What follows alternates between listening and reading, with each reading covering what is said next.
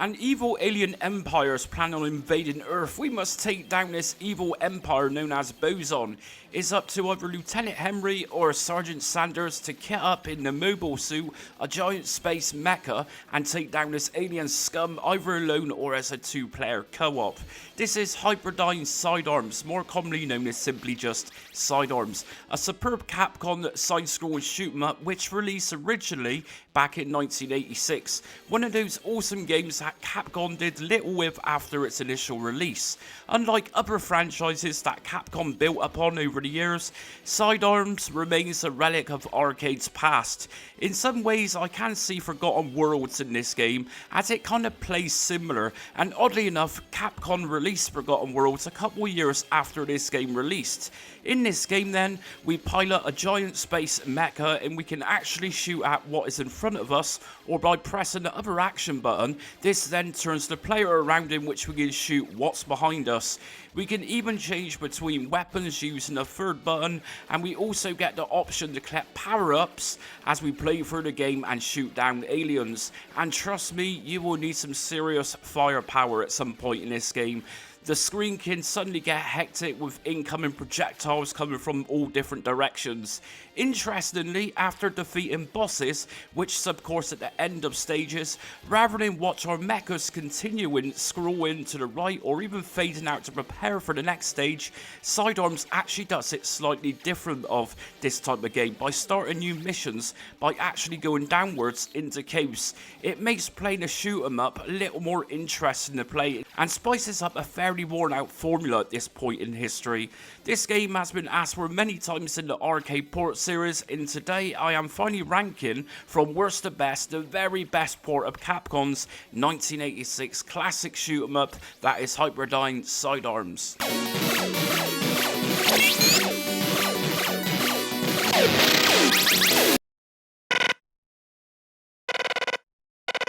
The ZX Spectrum conversion of Sidearms isn't really much to brag about, but it's neither extremely really bad either. It's simply a version of Sidearms that is completely stripped back and has left you with the very basics. Go released this port back in 1988, and although at this point the Spectrum 128K models was a thing, this version was just coded for Spectrum 48K. Several Spectrum games around this era would have both a 48K as well as 128K versions in order to give higher end Spectrum users some added features such as music or even some enhanced visuals. And so in my opinion this was a fairly lazy version where the bare minimum was coded for this. I did find that there were many times where I would just be flying around waiting for enemies to shoot at, and it was a fairly boring game to play, especially when there wasn't much to shoot at times, and this wasn't much fun. This version can also suffer from frame drops too when we have a few enemies on screen at any one time, and this becomes too obvious when we have a three-way weapon. Everything slows down quite drastically, which is where that 128K upgrade kind of helped things potentially. I met the first boss and literally killed it with one round of fire, and that's it, it exploded. This was likely one of the easiest bosses I have ever fought in my life. When our mecha is destroyed, we don't get any fancy explosion.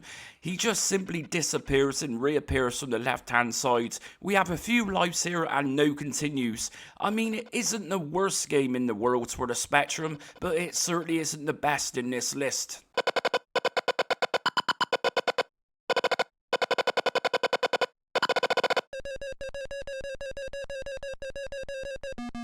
For a change in this series, I'm not going to comment on this IBM PC port from 1988. I'm just going to let you enjoy what you see and see how bad this really is.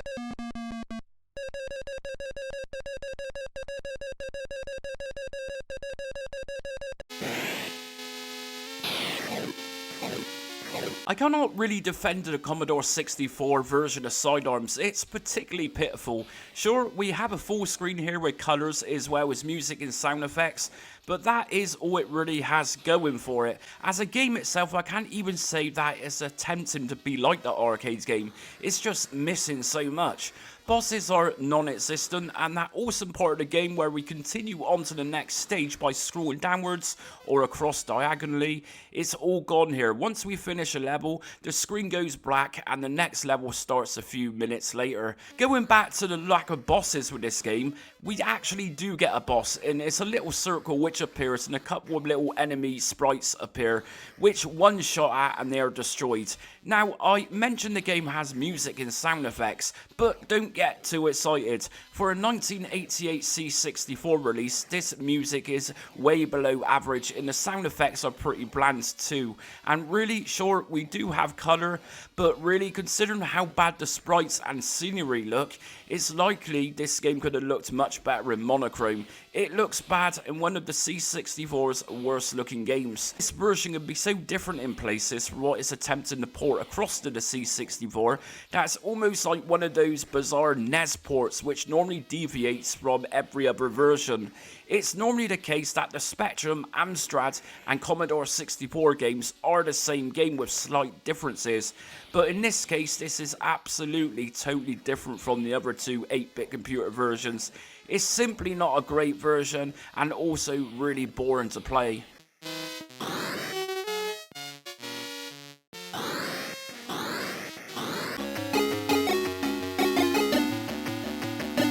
I actually had a fairly good time playing this 1987 Go Amstrad CPC release. Yes, surely it's fairly basic, but as you can see from the previous Spectrum port, this one is light years ahead in terms of visuals and music.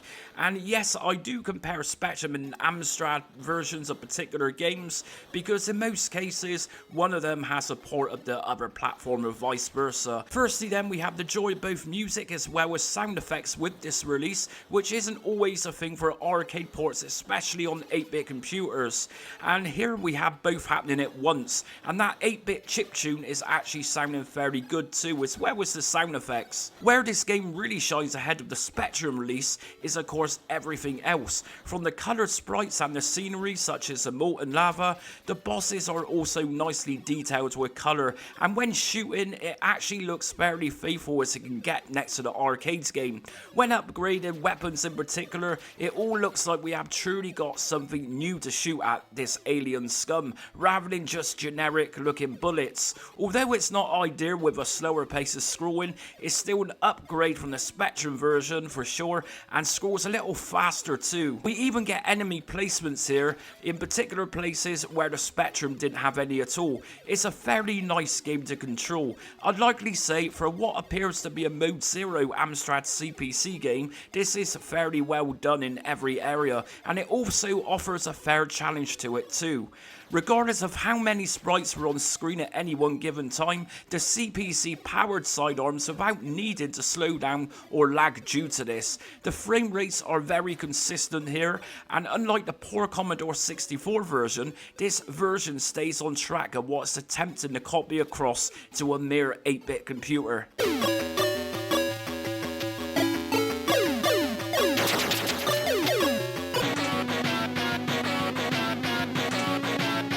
For those Amiga fans out there who have played this version, you will likely agree with me that this could have been a whole lot better than it actually was. We of course have the nice visuals, but just like the Commodore 64 version, they weren't really anything to brag about, and that goes for this release too. Although at least with this version, it does tend to stick with the arcade's formula of how the levels flow and how they look and join onto each other. The real issue with this Amiga game is the fairly slow pace of it. It kind of also felt like the enemy sprites were a touch on the larger side, and having a very slow mech to control makes this even harder at times than it needs to be.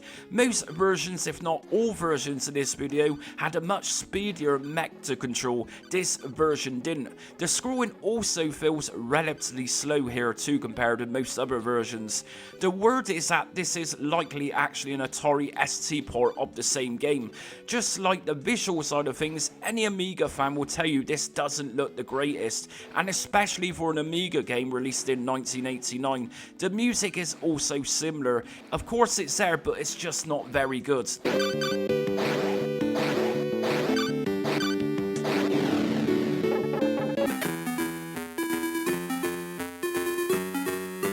This is a very strange video. I am normally criticised for having a bias against Amstrad ports and at times even the Atari ST, but here I am again praising one of those microcomputers greatly. Throughout this series of comparing arcade ports, I have normally not really enjoyed playing Atari ST games as much as say Commodore Amiga versions of the same game, as the ST is known to have significant frame drops at times. I really can't say that though for Sidearms, which Go released in 1989 for the ST. This is a great port and I had a blast playing it.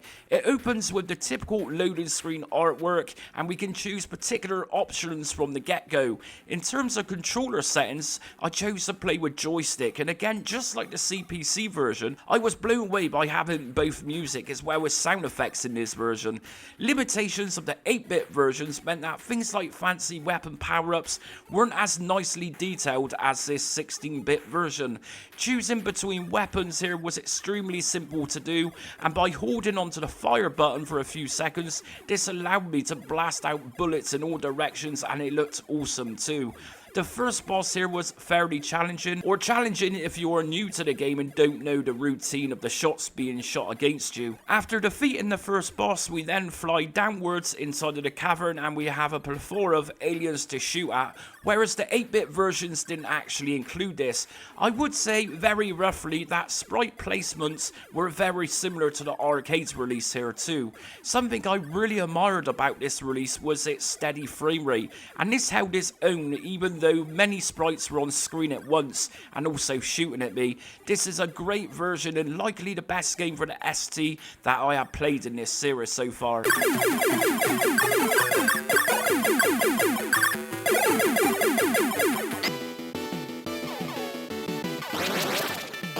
This is the very awesome TurboGrafx 16 version from Neck Avenue, which released back in 1989. Just as I thought the Atari ST version was one of the best, then this version came along and damn, this is a great version. Obviously you can see from the gameplay footage that this is a huge visual upgrade compared with everything else in this list so far. The sprites are extremely detailed, the sparkling stars in the background look awesome and kind of looks like some parallax scrolling has been added to give a perspective that stars are moving at independent speeds from each other. One huge noticeable difference here is that canyon after the first boss. Well, in every other version, this scrolls at a relatively slow speed compared with this version. That initial canyon can feel like a lifetime just gliding downwards, but here it is much more speedier and a lot better for it. And of course, it goes without saying, a better representation of the arcade game itself. This version sounds incredible too. There is, however, just one downside with this release, and that is the irritation of having to press the start button whenever we want to switch between different weapons. This will literally pause the game, and it just doesn't seem to flow that well. Everything else, though, is pretty much flawless here. The pace of the game is great, and the speed of the mech is just about right. It definitely isn't feeling too sluggish when moving or mech around on screen, and hit collision detection by far is the best so far out of all versions in this video. Whenever we scroll onto new levels of the game, this version scrolls diagonally too, and not all versions did that. Even switching to shoot left and right works so well here too. One button to shoot right and a dedicated button which swings our mech around to shoot left. Yes, I absolutely recommend the TurboGrafx 16 version. This is awesome.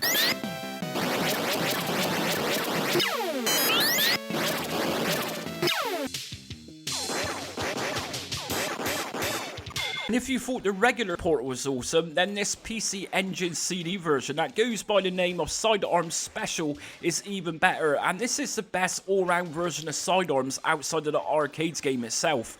In fact, I would likely say this 1989 release, also by Neck Avenue, is even better than the arcades game, and for several reasons. Firstly, we have two versions of Sidearms here. The regular game is literally how it reads. This is the arcade port itself, but we also have an easy and medium difficulty level selection here. Now, taking my advice, you'll definitely need the easy modes for this game, now that we have the option included. The colours are much deeper, and there is much more clarity with sprites here too. The music in sound effects goes about saying this is a CD game after all, and so CD allowed more storage for this type of thing, and yes, it sounds spectacular for it too. Secondly, we have another mode exclusive to this CD version, known as Before Christ mode, which plays different from the regular version in that it's a little more like playing R-Type than sidearms, and this version of the game is extremely difficult. We can change our laser here and burst it out once the gauges reach full capacity, and it will take everything out in one blast, providing those enemies are on the same trajectory path. After dying here, we go back to the restart point of the level, and it certainly has that for sake factor about it. Just like the Super Graphics 16 version, this CD version also has an awesome animation for when collecting alpha symbols in the game, in which a separate robot attaches to the suit. Not every version did this as nice as this version. And that's it for ranking every version of Sidearms today. Do you agree with this list? Or do you think some other version deserved top spot here? Let me know what you think in the comments, and if you're new to this series, in my comment section I'm going to drop the playlist so you can catch up on every single arcade port that I've ever uploaded. Anyways, until next video comes, thanks for watching.